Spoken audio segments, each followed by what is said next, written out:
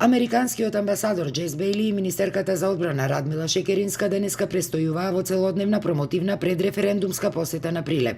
Министерката Шекеринска, освен што оствари средба со градското раководство, ја посети и касарната Мирче Ацев, како и општинската организација на Сојузот на борци, каде освен поддржувачи на придобивките од НОП, повеќе и да нема живи борци.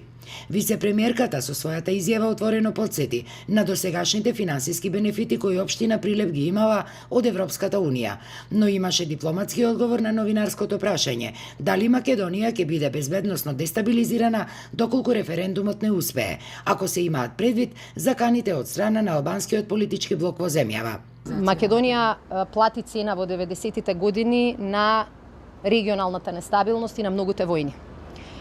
Регионот се уште има отворени прашања.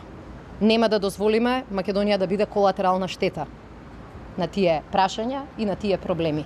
Наша е безбедноста за да ја гарантираме, наши се предизвиците со кои треба да се соочиме и со членство во НАТО, кое што ќе се случи веднаш по реализација на овој дел од нашите обврски, нашите граѓани ќе спијат поспокојно, затоа што ќе знаат дека Македонија е член на најмоćниот воено-политички сојуз.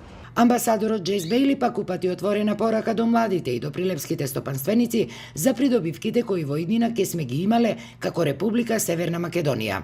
Бидејќи кога после референдумот ќе станете Северна Македонија и кога ќе станете членка на НАТО, а понатаму и на Европската Унија, ќе видите дека и вашите соседи ќе имаат слободата да дојдат во Македонија, да донесат нови инвестиции и да се развие бизнисот во Македонија. Неофицијално денешните одвоени посети на Бејли и на Шекеринска на Прилеп всушност биле само вовед во референдумската кампања која ќе се интензивирала уште повеќе во следните денови.